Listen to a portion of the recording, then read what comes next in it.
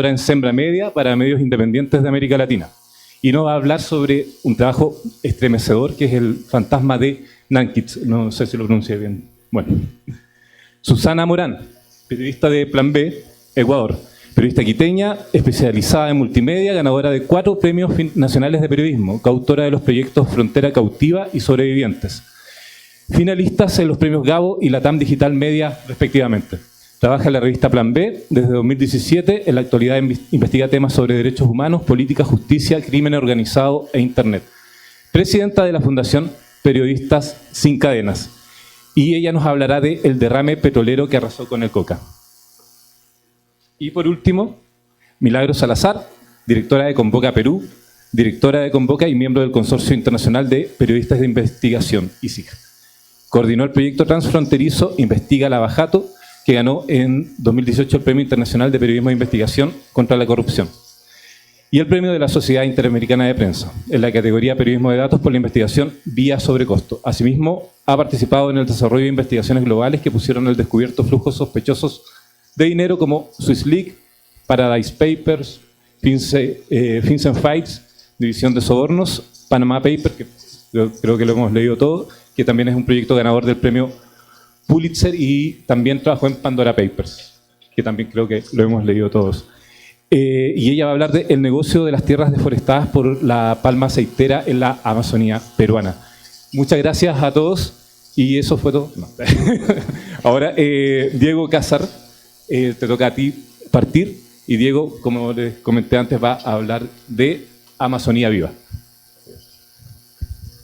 Bueno, muchas gracias por la presentación, gracias a todos, a todas por estar acá. Primero quiero celebrar muchísimo el que nos hayamos reunido en donde debemos reunirnos para hablar de la Amazonía, que es en el corazón de la Amazonía precisamente. Quiero celebrar esto porque ya era hora de que vengamos a donde debemos venir para hablar con quienes debemos hablar y no que provoquemos que todos vayan a la gran ciudad. Es algo que ya es una gran señal y me parece que debemos reconocerlo. En segundo lugar, decirles que Amazonía Viva es un proyecto colectivo, es un proyecto que es producto de haber tejido redes y es también producto de un estado de alarma que surgió en el momento en el que nació, en el que se declaró el estado de emergencia por la pandemia a inicios del 2020, pero que tuvo un antecedente en particular, y es que desapareció una cascada. Y creo que no estamos dimensionando como país y como región lo que significa que haya desaparecido una cascada y que no nos hagamos las preguntas de por qué desapareció esa cascada. Eso detonó algo en particular, que es que la naturaleza nos estaba dando señales desde hace mucho tiempo, y detonó además una reflexión que tampoco la estamos tomando lo suficientemente en serio, y es que es necesario pensar en un nuevo modelo de vida, en un nuevo modelo productivo, en un nuevo modelo económico y en un nuevo modelo político para entendernos. La Amazonía es una región abandonada desde su origen, es decir, no hemos salido de la colonia, y lo vamos a decir frontalmente porque debemos decir las cosas como son.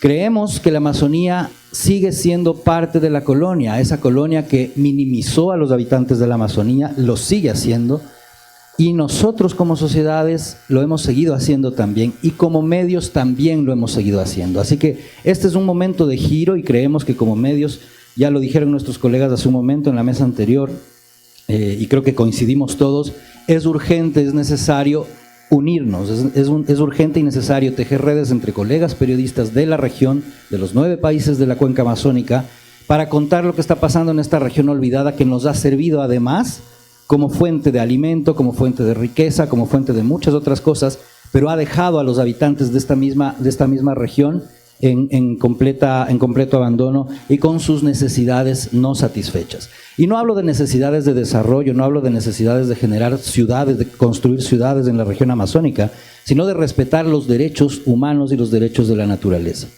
Una de las cosas que para nosotros es fundamental es reconocernos como periodistas y por lo tanto como defensores de derechos humanos y de derechos de la naturaleza, y decirlo claramente: si es que tenemos una militancia los periodistas, o al menos hablo por el equipo de la barra espaciadora, es por los derechos humanos y por los derechos de la naturaleza, y esa es nuestra militancia, lo decimos frontalmente, es nuestra bandera, y no hay otra militancia en nuestro trabajo. Pero la Amazonía en particular, y creo que todos estamos reunidos en función de eso en este encuentro, la Amazonía es el tema neurálgico del tiempo que estamos viviendo en este planeta. Porque el cambio climático, la crisis climática, tiene en la Amazonía una de las principales respuestas. Y estamos obligados a mirar hacia la Amazonía para pensar por qué los gobiernos están apuntando a la multiplicación de la explotación minera, por qué se está pensando a través de decretos ejecutivos en duplicar la producción petrolera y no nos hacemos las preguntas fundamentales. ¿Con el permiso de quién? ¿Quién autoriza explotar en mi casa? Solo yo, digamos, es la respuesta obvia que todos creo debemos tener. Si alguien autoriza explotar algo del subsuelo de mi casa, pues ese tengo que ser yo o mis hijos, ¿no? No creo que nadie más tiene por qué venir a decirnos qué hacer con nuestro territorio, con nuestro subsuelo y con nuestra vida. Así que partir de esa pregunta fundamental, primaria, esencial, es lo que nos obligó o nos impulsó a generar este mapa, que es un mapa que lo que hace es entregar a las poblaciones de la Amazonía la posibilidad de que documenten lo que están viendo en su territorio, en su río, en su bosque, y que puedan transmitir ese dato para que un equipo periodístico filtre esa información con el método periodístico que debe obviamente existir siempre, y se pueda alimentar una base de datos que entregue a la sociedad un mapa para entender esa Amazonía que no hemos entendido durante tanto tiempo. Un poco la función que tiene Amazonía Viva es eso, es ser un instrumento entregado a través del periodismo para la sociedad y para que podamos estar enterados y conectados con lo que está pasando a diario. Como decía bien Ana ayer en la ceremonia de apertura, y esto lo publicó Susana en Plan B, justamente cosas que no se habían dicho hace mucho tiempo. ¿Cada cuánto hay un derrame petrolero en este país? Pues sí, cada semana hay dos derrames petroleros por lo menos, y eso de lo que sabemos, porque no está documentado. Y solamente con esto cierro esta primera intervención. Me parece que una de las revelaciones fundamentales del mapa Amazonía Viva a lo largo de la reportería tiene que ver con que, y también es una pregunta fundamental que no nos hemos hecho, las poblaciones amazónicas no han sido estudiadas en cuanto a su condición de salud o de educación. Cuando nosotros buscamos referencias sobre las afectaciones, por ejemplo, de cáncer, por el contacto con el petróleo, por el contacto con los residuos en las fuentes hídricas de la minería, encontramos que no existen datos, que el Ministerio de Salud no tiene datos y nunca los ha tenido, que no hay ni siquiera una intención a nivel de plan o programa de Estado para documentar qué es lo que está pasando con la salud de las poblaciones amazónicas en Ecuador. Y eso debería alarmarnos lo suficiente como para exigirle al Estado que mire hacia acá, porque el Estado tiene la obligación, no estamos pidiendo ningún favor. Entonces, esas son como puntitos detonantes para esta conversación que quisiera dejarlos ahí sobre la mesa, y agradecer y reiterar esto, que es un trabajo colectivo que nace con el equipo de la Barra Espaciadora, pero que adhirió, y sobre todo el trabajo de Monga Beilatam, el trabajo de la revista Late como medios que replicaron el trabajo, la investigación, Agencia Tegantay, que trabaja con acción ecológica, y Ecuador Chequea también en el proceso de verificación. Y también reconocer que esto tiene un instrumento fundamental de georreferenciación, de geolocalización a través de la asociación con un especialista geógrafo que también creemos que es necesario en el trabajo periodístico. Muchas gracias, Diego. Les recuerdo que después de las 4 presentaciones vienen las preguntas, así que vayan ya anotándolas, y tienen un panel de lujo, no lo desaprovechen. Gente que ha llevado a cabo trabajos súper importantes y medios que están marcando la pauta no solo en Ecuador, sino en Latinoamérica. Ahora le doy la palabra a Isabela de GK para que hable su trabajo del fantasma de Nanquit. Gracias, Cristian. No sé si es que tienen la presentación y la pueden mostrar en el equipo, la mandé ayer y hoy de nuevo. Si no, puedo hablar, y me puse un cronómetro porque sé que son 10 minutos y no quiero pasarme y hablo mucho. La historia, o sea, lo que nos convocó aquí era como hablar de un reportaje, y yo elegí este que se llama El fantasma de Nanquins. Nanquins es una comunidad que desapareció, muchos de ustedes deben saber su historia, fue en el 2016, luego de que un piquete de policías y militares hiciese el desalojo para instalar ahí una minera, o sea, el primer campamento minero. El proyecto fue parte, el proyecto fue parte de un proyecto transnacional de más de 10 países en el que queríamos poder registrar todos los tipos de violencia que sufren los líderes ambientales en América Latina. Entonces, ya es una veintena de medios que se han sumado, el proyecto lleva ya 3 años, y la idea es hablar de comunidades o personajes, o sea, protagonistas de esta lucha en la defensa del territorio o en la defensa del medio ambiente, dependiendo de cada uno de los recursos. Entonces, contarles un poco cómo nació. Sé que de aquí no todos son periodistas, pero quise enfocar un poco la intervención en eso y la dividí como en antes, durante y después de la reportería, tomando en cuenta que el panel se llama Investigando la Amazonía. Y creo que como una mujer que vive en una ciudad, hay varias cosas que quienes no vivimos en la Amazonía o cerca necesitamos conocer y saber, y son cosas súper específicas. Y si en algún momento ponen la presentación, puedo mostrarles unas fotografías que tengo, pero bueno, les puedo contar igual. Primero, como antes de la reportería, o sea, como en todo, en el tema del periodismo, hay que saber qué es lo que vamos a buscar, ¿no? Pero en la Amazonía es súper particular porque tenemos que planificar un viaje. Este viaje para ir a Nankín me tomó literal 24 horas, o sea, de Quito a Cuenca en un avión, de Cuenca a San Juan Bosco una camioneta que duró 4 horas porque estaba cerrada la vía, luego otra camioneta 2 horas más adentro y luego había un camino sin salida y ahí me tocó subirme una tarabita. Estaba yo con 2 líderes shuar. Y no sé si todos sepan que es una tarabita, hace un rato lo dijeron, yo creo que así saben. Es la única manera de llegar a San Carlos Limón, o si no, caminar muchísimos más días. Y de ahí tuvimos que caminar 4 horas y nos habían dicho que eran 45 minutos, entonces literal fueron 24 horas para llegar. Pero ahí creo que se demuestra un poco esta importancia, como decía Diego, de conocer el territorio, de realmente poder entender. Y a nivel ya narrativo, porque en GK, el medio que yo cofundé, tenemos como le damos una importancia muy grande a cómo está contada la historia, no solamente los datos o la reportería que uno haga, sino cómo poder luego contarla. En Corte Comercial en la tarde voy a dar un taller sobre eso. Y de ahí, cuando estaba, o sea, cómo fue que yo creo que desde el periodismo o desde la Amazonía puedes contar una historia en esta gran... el gobierno anterior, hace 2 gobiernos, el gobierno de Correa, se caracterizó mucho por la criminalización de los líderes ambientales y sociales, y la CONAIE tenía una base de datos muy grande. Entonces, revisando esa base de datos, encontré que el caso que más criminalización tenía era el de Nankín. Entonces dije, como que hay que ir ahí.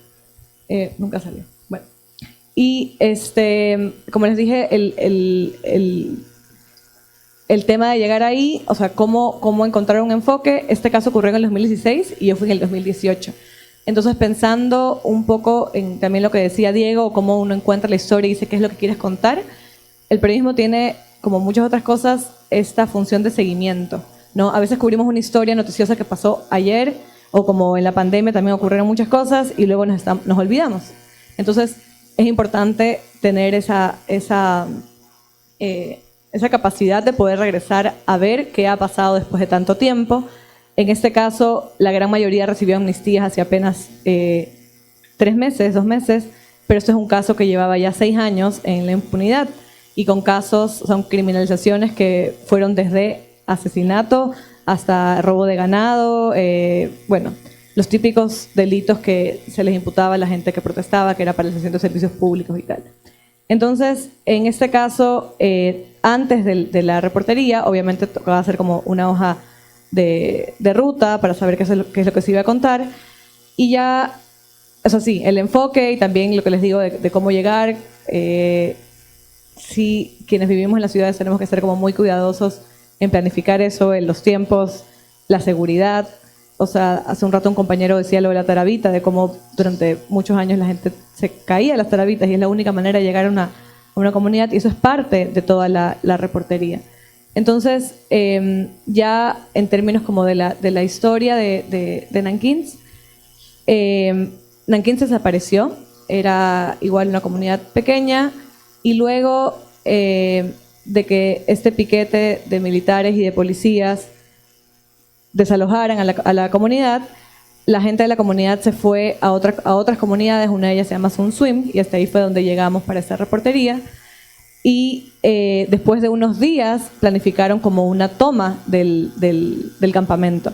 Entonces hubo un enfrentamiento con los militares y los indígenas Shuar que no terminó bien. O sea, no duró ni siquiera, o sea, fueron 3 enfrentamientos y el resultado fue una bala perdida y murió un policía. Total, la historia hasta ahorita es que el campamento sigue allí, sigue habiendo mucha resistencia del pueblo, específicamente Shuar Arutam, y está igual instalada este lugar. O sea, es muy fuerte porque yo no conocía el lugar antes, pero si uno va ahora, está este campamento y el alambre de púa y todo como muy, muy grande. Y no tengo que decirlo, es medio evidente, pero no puedes contar una historia si no ves esas cosas. ¿Y cómo las puedes contar? Para mí igual siempre es como una deuda de saber si estoy siendo lo suficientemente, o sea, si estoy mostrando el horror de esa historia, como decía Cristian al inicio, ¿no? Entonces, esto fue como una reconstrucción de los hechos de 2016 y luego qué ha pasado en estos 2 años. En ese entonces pues, se publicó en el 2018. Y cuando llegamos a Sun Swim fue muy curioso porque otra de las cosas que creo que es importante decirnos a los reporteros de la ciudad es tener siempre una invitación o un acercamiento, como decía en el otro panel, de las personas que viven en la comunidad para poder entender. O sea, es como un ejercicio de bastante humildad, de aprender muchísimo sobre... En Ecuador la división es nacionalidad y comunidad y también pueblos, como entender todas esas cosas y especializarse como en cualquier tipo de periodismo. Entonces, la historia recoge cómo... ya me acuerdo de lo que quería contar. Fuimos con un líder Shuar a la comunidad que él nos había invitado, pero él no había vuelto, o sea, no se había visto con estas personas desde el día como más violento en el que hubo helicópteros, drones, incluso tanques que perseguían a los indígenas que estaban, o sea, la mayoría eran hombres, estaban como líderes de diferentes comunidades Shuar, y la idea era poder como revivir este horror y luego también contar qué había pasado 2 años después. Obviamente nadie pudo regresar a Nankín, pero también las fuerzas del orden, o sea, los militares y los policías destruyeron sus casas, nunca hubo una reparación de eso, mataron el ganado, robaron el ganado, o sea, como de todo. Y las personas en Sun Swim también volvieron como 2 años después. Entonces, creo que la idea del reportaje y este proyecto muchísimo más grande que es Tierras Resistentes es precisamente como el nombre del proyecto lo dice, cómo y lo decía Elena en la mañana, poder relacionar los rostros, quiénes son los personajes que están detrás de la defensa del medio ambiente, del territorio, que están luchando por evitar que la minería o el petróleo entre a su territorio, y esto requiere una enorme responsabilidad. O sea, eso es lo que yo siento, bueno, en general con todas las historias que escribo y que cuento, pero acá o sea, entender que puede tener como un peso muy importante lo que nosotros estamos reporteando. Y bueno, ya como para finalizar, porque creo que ya me extendí, el tema de después de la reportería, o sea, como en este caso, ahí cuando uno está en la reportería, obviamente son cosas medio evidentes, pero levantarse como muy tempranito, acostarse como muy tarde e intentar hacer la mayor cantidad de entrevistas, pero al regresar tenemos que saber que no podemos contarlo todo, entonces tenemos que hacer un proceso de escritura consciente y de edición consciente, y eso sí creo que es un consejo específico para todo el periodismo, pero también para la Amazonía, porque a veces queremos contarlo todo y terminamos contando demasiado y no se entiende, y es como un trabajo muy importante que debemos como aprender a decodificar. Entonces, eso es lo que les puedo contar un poquito de lo del reportaje, y luego si tienen alguna pregunta más específica podemos contestar. Muchas gracias, Isabela. Como ven, son historias descentralizadas, historias que tienen mucho terreno, que son de investigación, pero con mucho terreno, o por lo mismo, con mucho terreno. Y en esa misma línea, ahora hablamos con Susana Morán de Plan B, quien nos explicará y nos hablará de su trabajo sobre el derrame petrolero que arrasó con el Coca. Bueno, buenas tardes con todos. Para mí es igual un honor estar en este panel con colegas y amigos, además, y con todos ustedes hablando sobre la Amazonía. Coincidimos en que todos, al menos los tres, vivimos en Quito, entonces cada vez que venimos a la Amazonía, pues salimos muy impactados y muy asombrados de lo que ocurre. Impactados en buen y mal sentido, por decirlo así, en buen sentido porque venimos acá y vemos unas cosas y unos paisajes preciosísimos, la gente, la cultura, la comida. Y por otro lado vemos todas las necesidades que tienen estas poblaciones, y a mí particularmente me impresionó un caso que publicamos el año pasado en Plan B y lo titulamos El Coca está en shock, las comunidades sin agua y a nadie le importa. Este es un reportaje que, digamos, es el final de una serie de investigaciones y de acompañamiento que hicimos al tema del derrame petrolero que ocurrió en abril del año 2020, es decir, en plena pandemia, y que fue devastador. Es uno de los derrames petroleros más grandes de la historia del Ecuador. Se derramaron 15.000 barriles de petróleo que afectaron al menos 2 ríos súper importantes en la Amazonía, 2 afluentes básicos, fundamentales, como son el Coca y el Napo. Nosotros nos concentramos en el Coca por algunas circunstancias, porque estábamos viendo que este río estaba pasando por 2 desgracias. La primera, el derrame de hace 2 años ya, y la segunda, la erosión que está ocurriendo y sigue ocurriendo por varias circunstancias, y una de ellas, lo han dicho así los expertos, tiene que ver la construcción de una hidroeléctrica enorme que está justamente en esta zona, ¿no? Entonces, cuando ocurrió lo del derrame, nosotros pues tuvimos la decisión de acompañar esto porque sabíamos que iba a ser muy difícil y sabíamos también porque se iba a ocultar mucha información.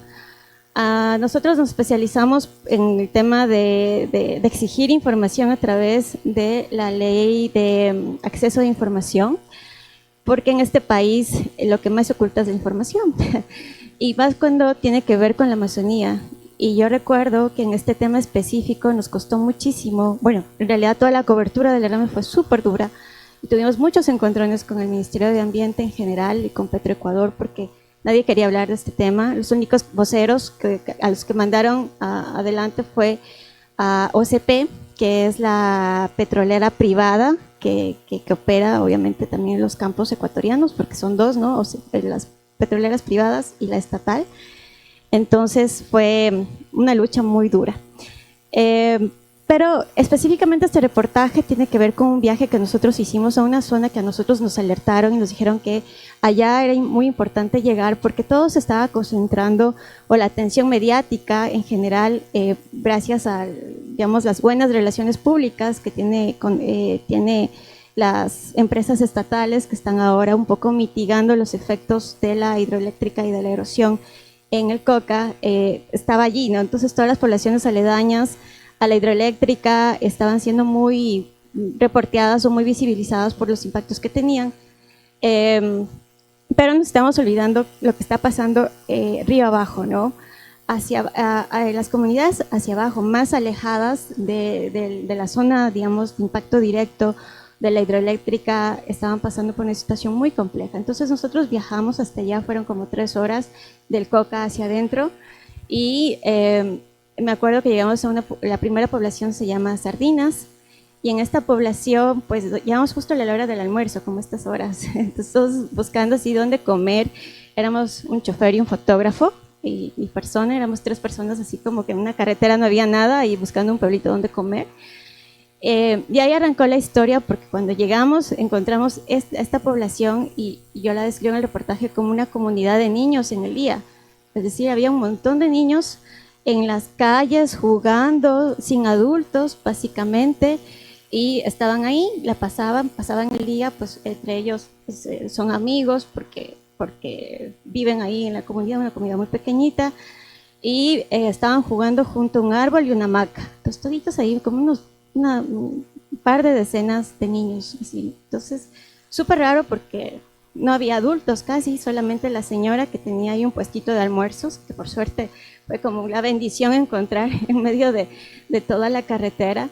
Y ella se convirtió, ella y los niños se convirtieron en el centro de la historia porque ella contaba que los niños se quedan solos en sus casas porque sus padres se van a trabajar en un cultivo que se llama malanga. La malanga es una especie de yuca, como un tubérculo similar a la yuca, que en esa época, bueno, no sé si sigue hasta ahora, pero se volvió muy de moda, un cultivo, monocultivo, para poder vender, o sea, sí, como un tubérculo muy codiciado en ese momento.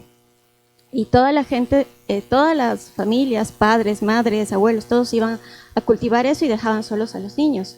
Niños que no iban a estudiar, niños que no tenían comida, sí, porque pues eran muy chiquitos, no se sabían preparar y esperaban a sus padres que lleguen a las 5 de la tarde para irse con ellos e ir a cocinar alguna cosa para poder comer. Niños que no estaban yendo a la escuela, obviamente, muy pequeños, la mayoría. Había también niños de 11, 12 años que tampoco iban a la escuela porque tenían que cuidar a sus hermanitos más chiquitos. Y claro, nosotros llegamos y pedimos algo de comer y enseguida tuvimos todo el grupo de niños rodeándonos porque no habían comido. Entonces fue una cosa súper fuerte porque obviamente no les íbamos a dejar sin comer, nosotros comiendo ahí sin ellos, ¿no? Entonces compartimos la mesa con estos niños y nos empezaron con niños muy tímidos, se notaban que estaban muy desnutridos, muy pobres, o sea, una imagen muy fuerte. Y claro, nos contaba la señora, la única adulta en una población de niños, que los padres tuvieron que empezar a hacer, o sea, trabajar todos los miembros adultos de la familia, ir a estos cultivos, porque de pronto se vieron que después del derrame dejaron de tener alimento básico como pescado, por ejemplo. Entonces no tenían que comer porque antes el río les proveía el pescado, les proveía algunas cosas, tenían cultivos y los cultivos fueron arrasados por el río que se estaba erosionando. Porque la erosión no solo es en la zona de la hidroeléctrica, es a lo largo del río y es impresionante cómo se están llevando poblaciones aguas abajo. Yo creo que a la fecha de mi reportaje hoy, muchas de esas poblaciones quizá ya no existen porque estaban encima ya con la erosión allí. Entonces creemos que el impacto es mucho más grande, muchísimo más grande de lo que hemos llegado a dimensionar, incluso nosotros como medios, de lo que está sucediendo allá.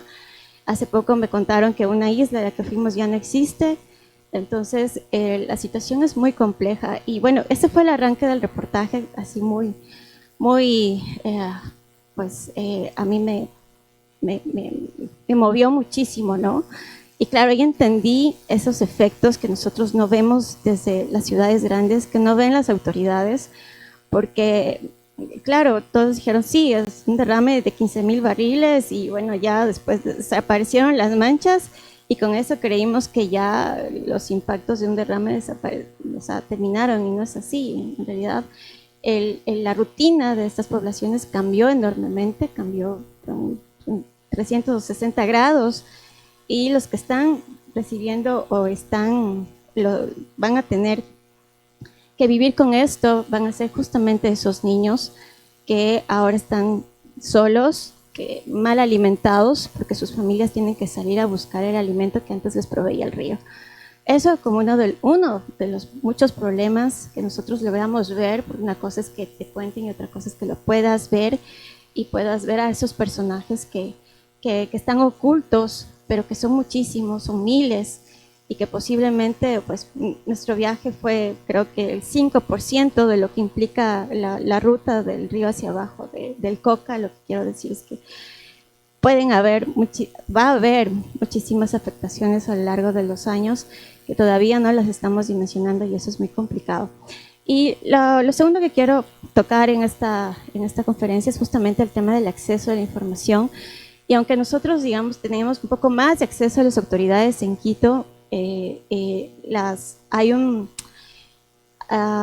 posición de los gobiernos, porque esto ya ha pasado en algunos, específicamente en el caso de Lenín Moreno y ahora en Guillermo Lasso, de que las autoridades no den la cara a estos problemas. Entonces, ¿cuál es la opción que ellos dan? O sea, su metodología más fácil es que nosotros les enviemos las preguntas y ellos nos mandan contestadas.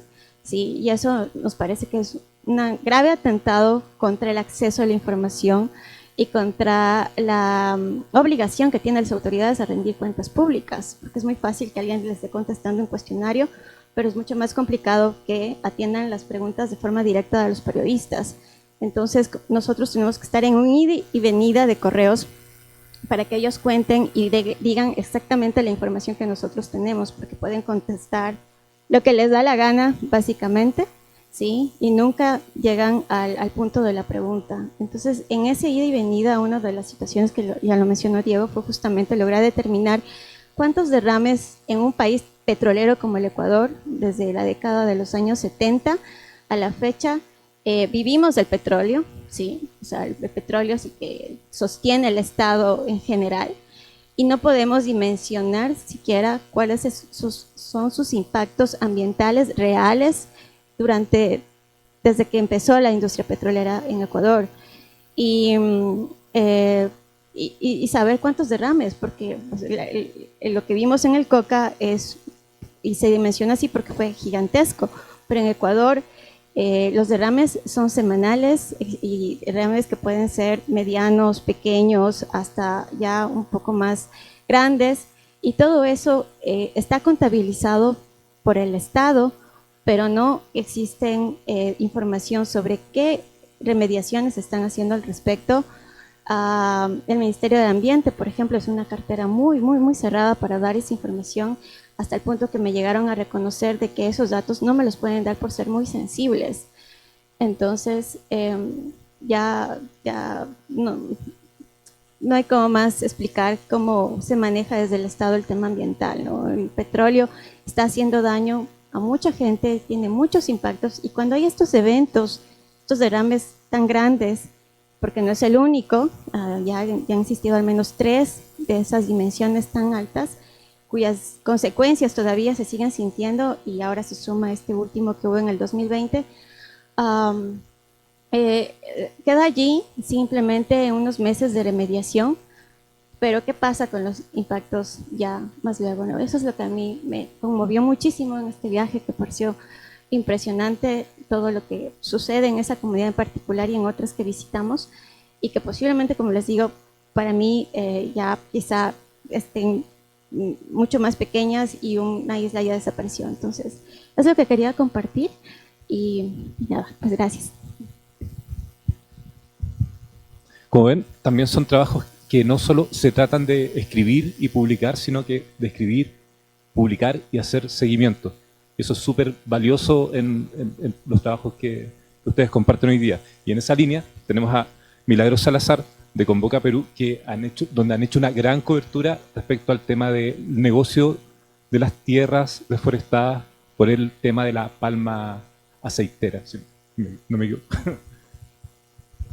Muchas gracias, Cristian. Gracias a todos. Es un lujo estar en este panel. Bueno, yo vengo de Perú. Soy Milagros Salazar Herrera, dirijo Convoca.p, que es un medio digital de periodismo de investigación, análisis de datos y nuevas narrativas digitales. Y no vengo sola, vengo con una delegación de periodistas peruanos de la Amazonía. Estoy muy contenta. Gracias a esta alianza con Fundamedios que es posible conocer estas historias dolorosas, desafiantes también en Ecuador y en otros países del continente. Y yo les quiero contar una investigación que hicimos en Convoca, y para recordar lo siguiente, que cuando investigamos la Amazonía estamos investigando al poder político, al poder económico, y muchas veces a organizaciones criminales que se cuelan ahí. Por eso cuando hablamos de los defensores ambientales y esta vulnerabilidad, estamos hablando muchas veces de territorios tomados por narcotráfico, por diferentes redes de criminalidad, y que si tomamos en cuenta ese contexto del territorio como periodistas, nos toca aprender lo que nos toca aprender para poder revelar esas historias que sirvan no solo para la toma de conciencia, sino para que haya justicia, para que se tomen las medidas necesarias que se tienen que tomar.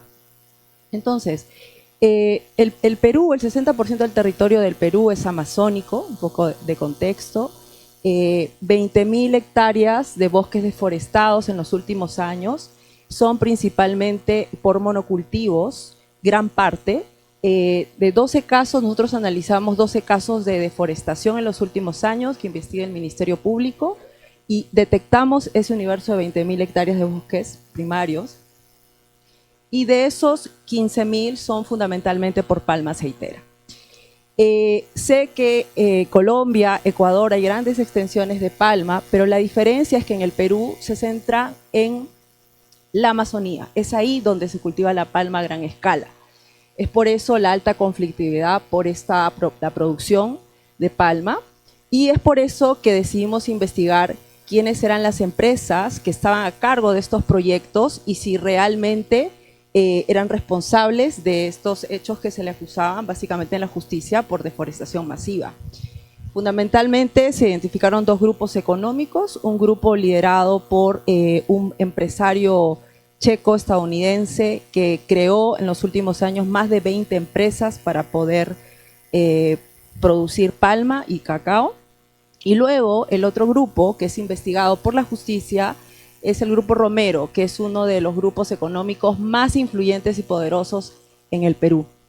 Ah, funcionó, excelente. Es una gran noticia.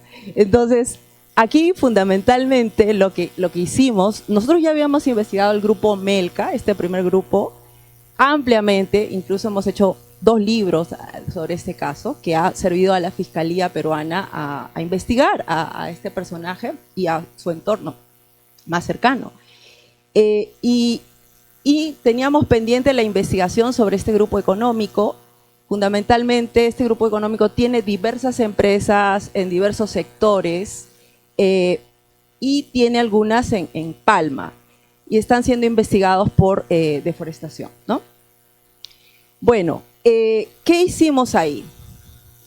El reto era demostrar si es que la compañía había accedido de manera ilegal a las tierras y si en efecto cuando las tierras fueron compradas había bosques y si había evidencias de que en el periodo que la empresa tenía estas tierras se iniciaron los procesos de deforestación.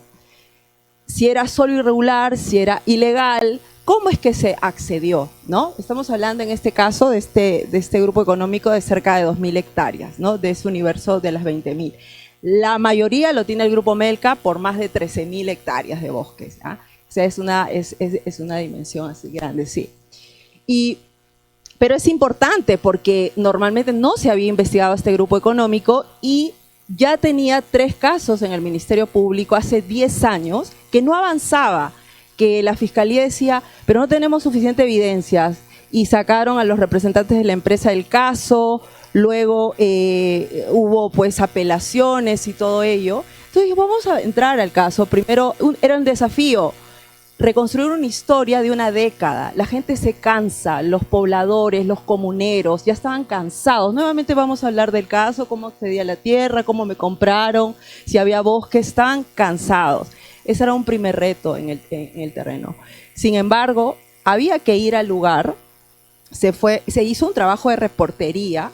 Pero antes de ir al campo se hicieron 2 cosas importantes que ya tiene que ver con la metodología de la investigación. ¿Cómo es que se hizo esto? Primero, se analizaron mapas satelitales en todo ese periodo que es de acusaciones de deforestación para determinar si, como una fotografía inicial, ¿no? Cómo era el territorio antes de que compraran las tierras y cómo fue después de la compra. Y con los mapas satelitales tú puedes hacer esa reconstrucción histórica.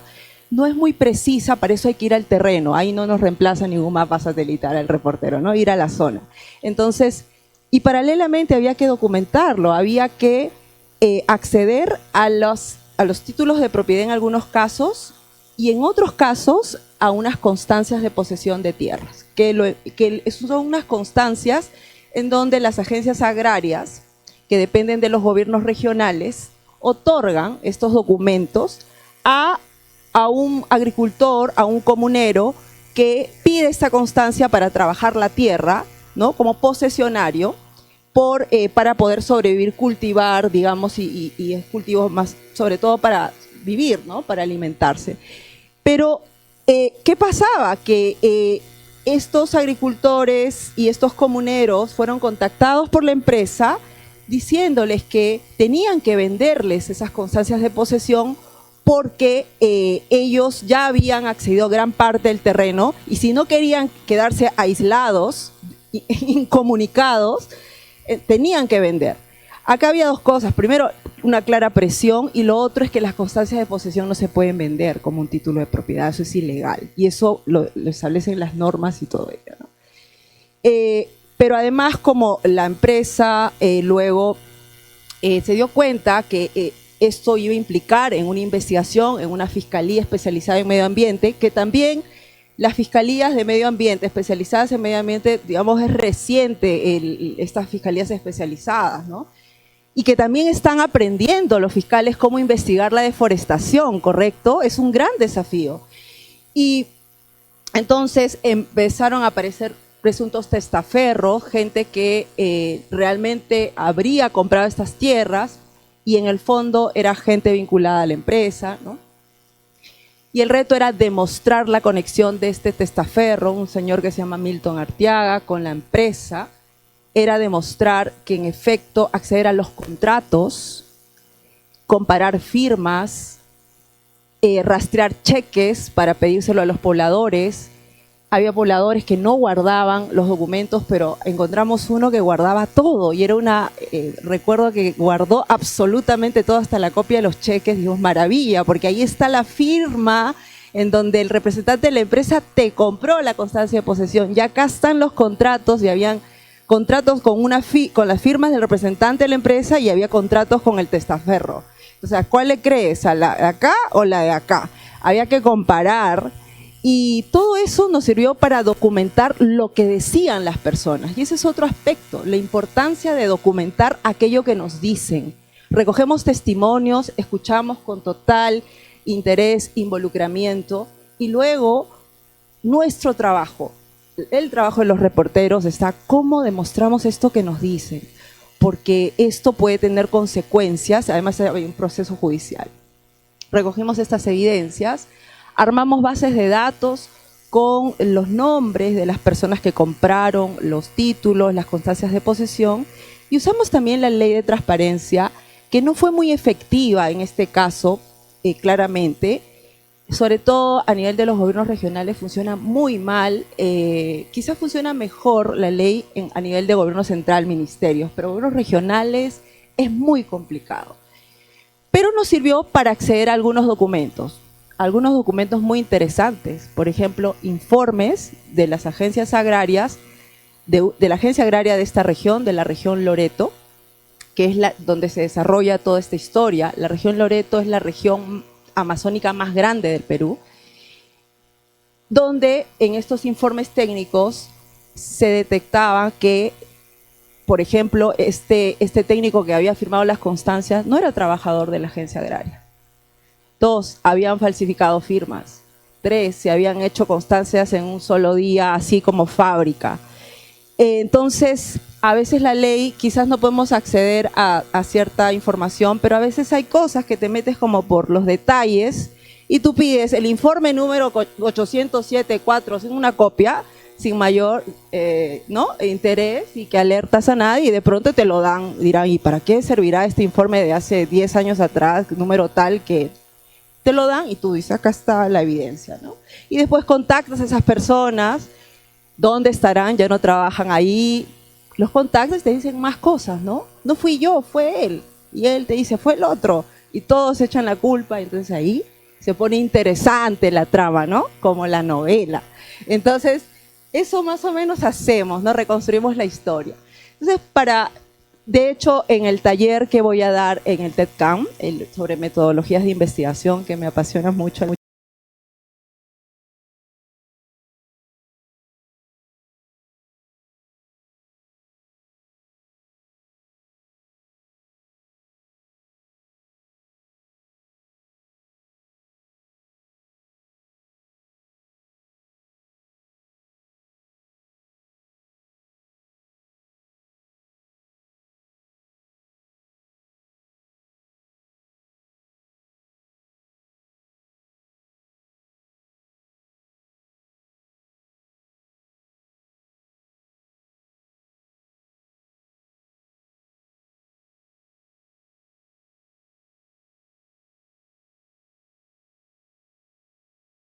yo puedo echar luces, ¿no? Lo segundo es cómo puedo demostrar eso que todos están señalando. ¿Cómo lo puedo demostrar? Ahí viene la metodología. Lo primero te conecta con la revelación. Y la tercera pregunta que podría servirnos es ¿de qué manera lo puedo contar? ¿Cuál es la manera más cercana, más eficaz de trasladar esa experiencia? Y eso tiene que ver con lo que decía Isabela sobre la narrativa. ¿De qué manera? ¿En qué formato? ¿Cómo es que yo llego a trasladar esta experiencia de un caso tan complejo? Yo lo que les estoy contando, no sé si ustedes me han podido entender, pero a mí me tomó entender que constancias de posesión, que las leyes, muy complejo. Y después me sorprendí que nuestro editor de audiencias nos dijo que había sido como la historia más leída en el año. Y dije, sí, es una historia grande que es compleja, pero el cómo contarlo es importante porque no es un cúmulo de datos y documentos. Está el testimonio de estas personas que cuentan y incluso está descrito el cansancio que sienten al contarlo, porque eso también implica dar esta pincelada, ¿no?, de qué es lo que está ocurriendo ahí. Y esto, creo que una última pregunta que creo que puede sostener es estas tres preguntas, que pueden haber más, solo les quiero compartir estas que nos ayudan a nosotros en mi equipo, es ¿quiénes están detrás de este entramado? La pregunta ¿quiénes en el periodismo es fundamental? ¿Quiénes están detrás y cuáles son sus intereses? Entonces estamos hablando de revelación, de metodología, de narrativa, y lo que sostiene todo eso es el compromiso con el interés público y la humanidad. Entonces, bueno, yo les quiero agradecer por la escucha y estoy abierta para cualquier pregunta. Muchas gracias. Muchas gracias. A ver, mientras ordeno las preguntas, le voy a dar una pregunta de apertura, mientras ordeno las que llegaron, que se ven bien interesantes.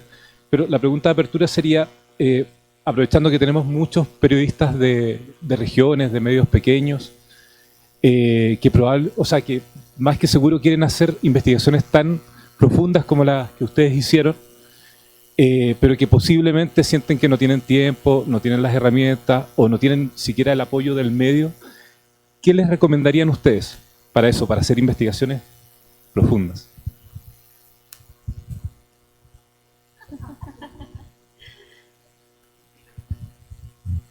Bueno, esa es una pregunta muy clave para quienes, porque claro, hacer, por ejemplo, solo este viaje que les conté nos costó a nosotros casi $1000 de poder llegar a la zona, llevar equipos, porque también llevamos dron, luego la edición, pero hicimos un video, además nos metimos al río y navegamos, o sea, es un montón de logística que uno debe invertir para poder tener estas historias y llegar a estas zonas tan alejadas a veces. Yo creo que pasa por dos cosas. La primera es la decisión del medio. Si hay un medio que está interesado en hacer ciertas historias, va a conseguir el financiamiento o va a buscar de alguna manera fondos o alianzas para poder cubrir esas historias importantes.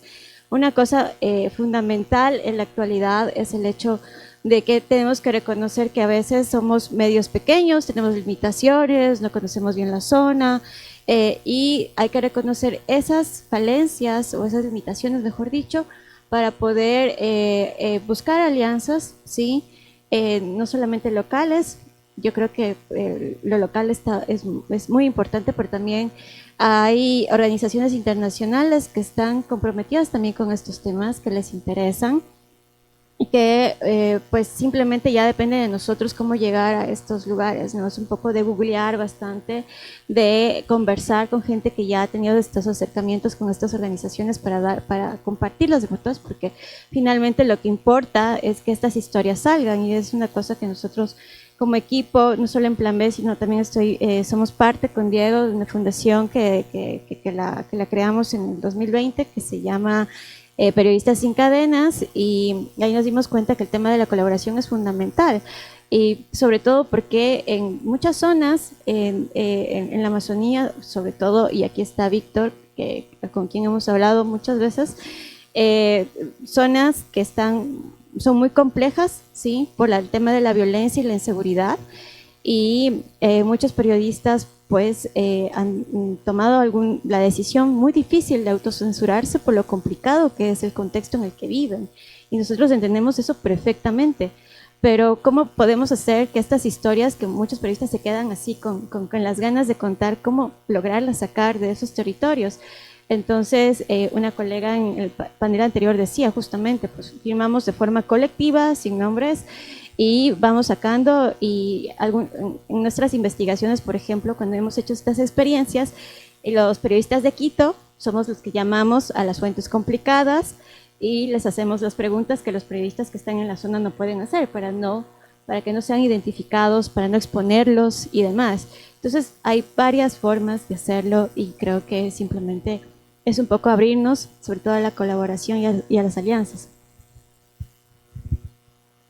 Creo que Susana lo dijo perfecto. O sea, Perfecto. Bueno, partamos con las preguntas del público. La primera es para GK, es decir, para ti, Isla. ¿Cuál es la relación entre pueblos indígenas y el periodismo? ¿Hay una apertura?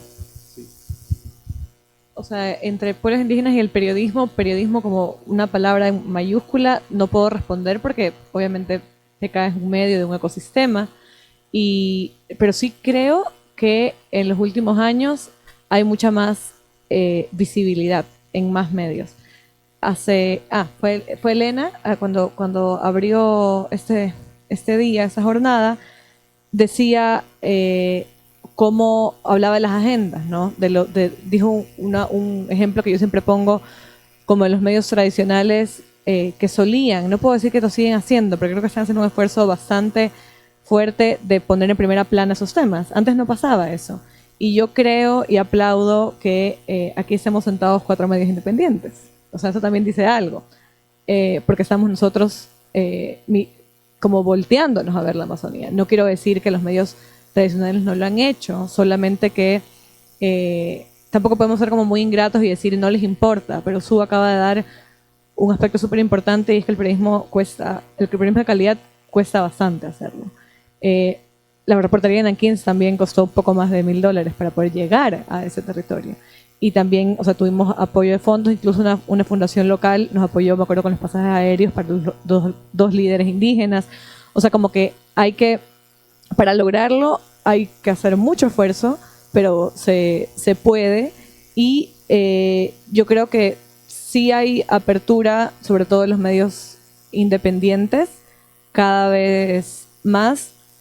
Y quiero insistir en eso, en que creo que hay medios tradicionales que, por ejemplo, que están en ciudades que no necesariamente lo hacen todo el tiempo, pero no creo que es porque no quieran, ¿ya? O sea, sí creo que hay que resaltar un poco eso. Y sobre como apertura, creo que hay algo que quiero agregar, que no solamente para contar como historias específicas de las poblaciones indígenas, sino también para poder consultarlos como fuentes para otros temas. O sea, no solamente háblame sobre lo que está pasando allí, sino que hay personas que pueden darte perspectivas mucho más amplias, que tiene que ver con la diversificación de fuentes, y eso también me parece que se está haciendo.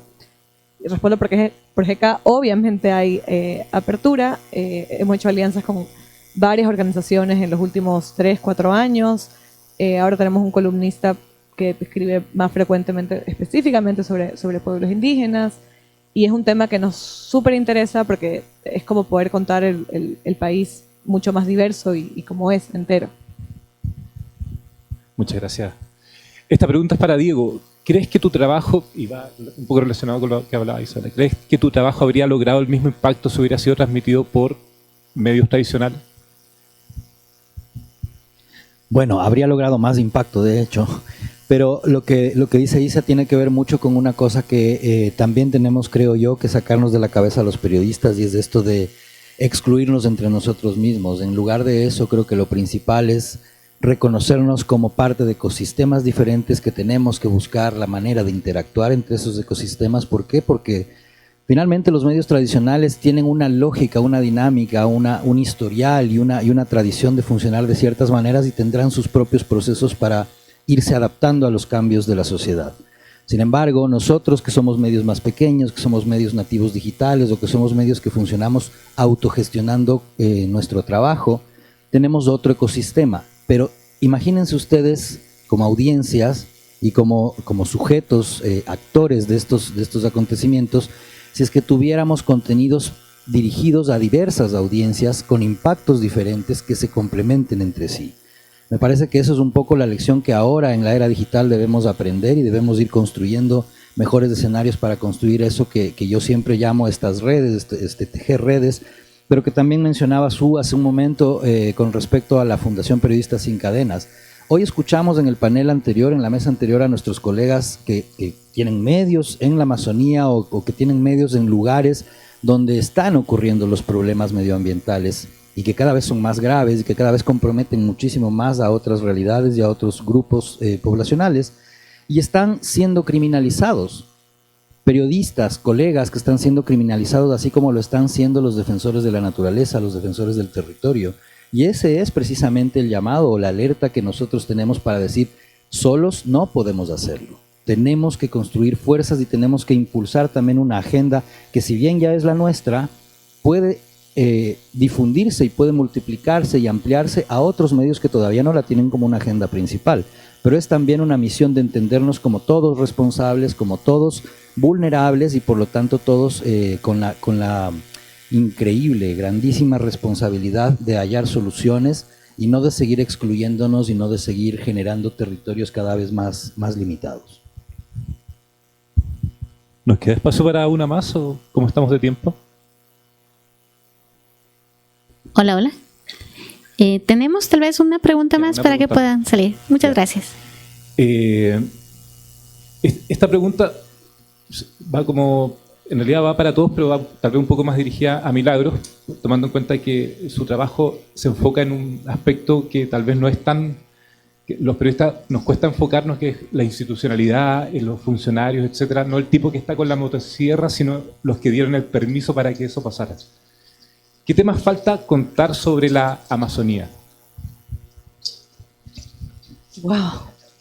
Creo que faltan muchas historias, ¿no? Precisamente porque esta cumbre lo que hace es inspirarnos para mirar la Amazonía de diversas perspectivas, desde lo que sabemos, desde lo que no sabemos incluso, desde nuestras culturas, desde nuestras diferencias, diversidad.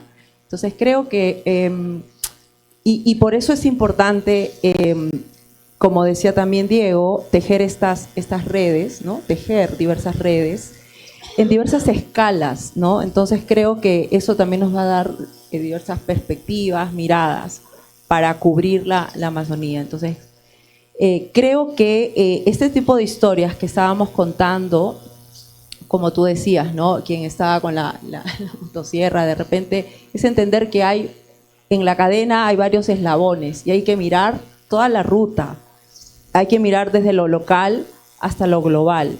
Y cada parte del eslabón es importante revelarlo, pero no perder esa perspectiva global, porque estamos acá reunidos porque estamos hablando de un tema global, el cambio climático, ¿no? Que nos involucra a todos, que tiene que ver con nuestra sobrevivencia como humanos, seres humanos. Entonces creo que diría que así estemos narrando una historia local, siempre ampliar la mirada, siempre tejer colaboración, redes con otros periodistas para intercambiar información, también para protegernos, porque como decía al inicio, estos temas implican investigar el poder, implican investigar muchas veces organizaciones criminales, entonces la colaboración también tiene que estar en la protección, en cómo nos protegemos, porque no se trata de ir inmolarse en un territorio tomado por la criminalidad. Se trata en principio de ser muy responsables con nuestra vida, porque no hay periodista que pueda narrar una historia después que ya fue, ¿no? ¿No? Entonces tienes que, tu primera obligación es vivir, sobrevivir de esa experiencia, hacerlo bien, y de ahí parte la responsabilidad, y cuidar también a tus entrevistados, a muchas fuentes que colaboran contigo. Ese es otro aspecto, ¿no? Porque no solo está en riesgo el periodista, también pasa que están en riesgo las fuentes. Entonces creo que hay muchas historias que aún se necesitan contar, y creo que como resultado de este encuentro podría ser una oportunidad de hacer una lista de esas historias, ¿sí? Y eso empieza por escucharnos, por compartir, y luego en la próxima cumbre seguro que vamos a leer esas nuevas historias que se necesitan contar. Gracias. Gracias. Isabela quiere agregar algo. Es muy cortito y obviamente la Amazonía es como el espacio, pero en ese espacio viven personas y las personas somos individuos, no un colectivo como todo igual. Y quisiera hablar del tema como de identidades. Hablamos de identidades de la población LGBTI o hablemos de los derechos de las mujeres en la Amazonía, hablemos de la salud. Su habló un poco de la desnutrición, pero no es que hay una gran investigación o una gran historia de los problemas de salud de los niños de la Amazonía. O sea, con ese... como mirar la región, pero a la gente. La educación también. En Nankín hay una escuela unidocente y yo hablé con la profesora, estaba hablando obviamente de la reconstrucción de este hecho, pero tiene todas estas complejidades, lo dijeron en el panel anterior, con índices de pobreza como muy altos, ¿me entiendes? No acceso a servicios, o sea, desde el punto de vista como de derechos humanos, mucho más allá de los recursos, ¿no? O sea, es que es muy complejo y por lo general estamos pensando obviamente en la parte de biodiversidad porque es como lo que nos convoca más acá, pero la gente y las identidades y los derechos están como todavía muy lejos de las reporterías en general. Ahora sí, muchas gracias Susana, Isabela, Diego y Milagros y un aplauso por favor para ellos.